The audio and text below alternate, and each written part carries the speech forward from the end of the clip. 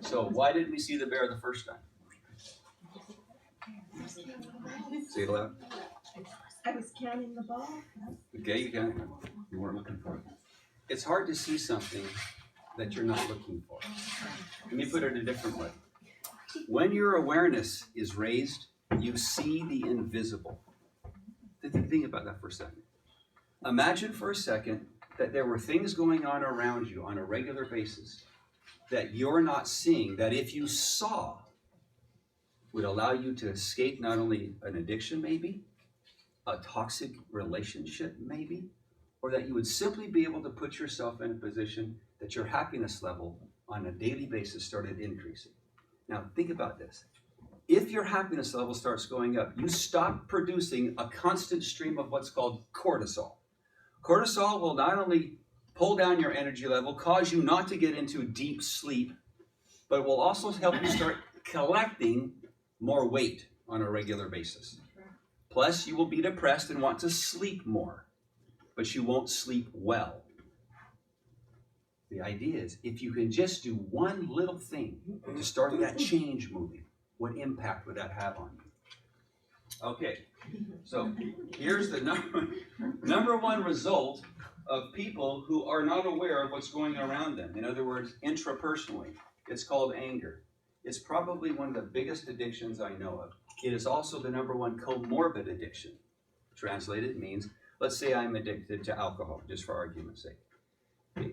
When I start working on my alcoholism and I have any degree of sobriety coming over, I will then move to anger. Nobody has just one. But anger seems ubiquitous, right? Anything from road rage to high levels of criticism, etc. Okay, it will skew your judgment.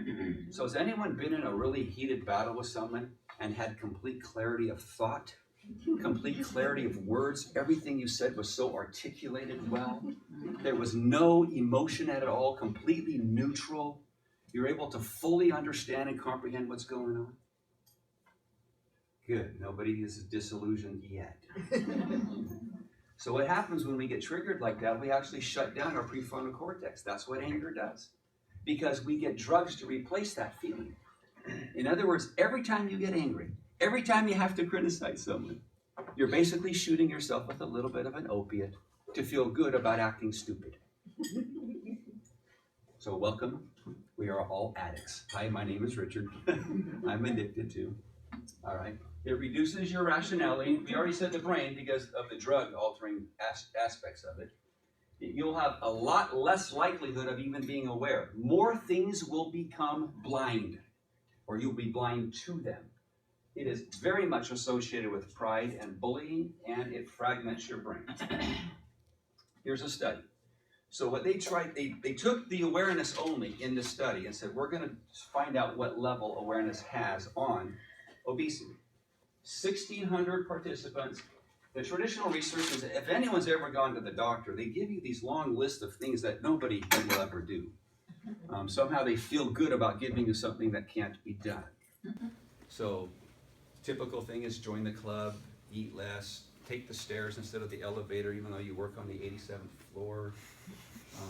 But after a while, you'll eventually revert back to what you've always done, right? Because familiar is a much easier place to be than safe. Think about that first. Why do people always marry back the same type of idiot that they married the first time that they got divorced from after they were put in the hospital? Okay, it's because familiar is so much easier. Yet I just talked about familiar, didn't we? It's far easier to be healthy than addicted. All right? After the enthusiasm wore off, everyone went back to their old habits. What they found was piling new ideas on doesn't stick because we've got a subconscious. And we don't have time to do this today, but real quick. You got your conscious on the outside of the head, your subconscious on the inside of the head, and the subconscious goes all the way down to here.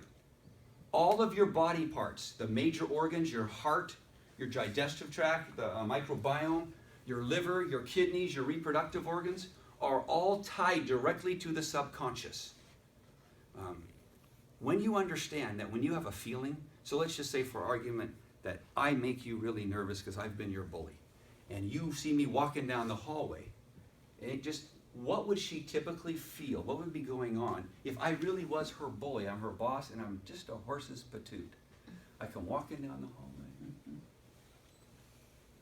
What is she feeling? Tension.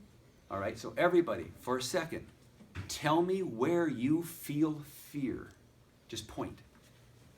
Okay? Okay? You male. No. Okay?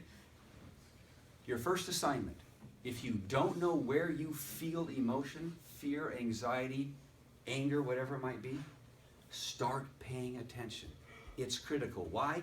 Because it's 90% of your brain power telling you something is amiss. If you don't feel it, that means you've suppressed the thought process, all feelings, because we've been taught since the 1200s that having feelings is somehow weak. Okay, so of the two genders, stereotypically, which one is associated with logic and rationale? And which one's associated with feelings and therefore weak? Isn't that interesting? Yet isn't a man completely being dictated by his emotions when he can't address them head on and he runs from them? Doesn't make any sense why we think that's somehow better? So what I'm suggesting is your first assignment. Know intuitively where you feel that stress, that anxiety. Then when it happens, pre-plan this. So mine's in my gut. Pre-plan it in advance. As soon as I feel something, I have to ask the question, what's going on? Why? So I'm going back to intrapersonal. What's going on in my space? What's going on in this space? And what's going on in this space? So I have to take my blinders off to see something that was once invisible, because it could be subtle.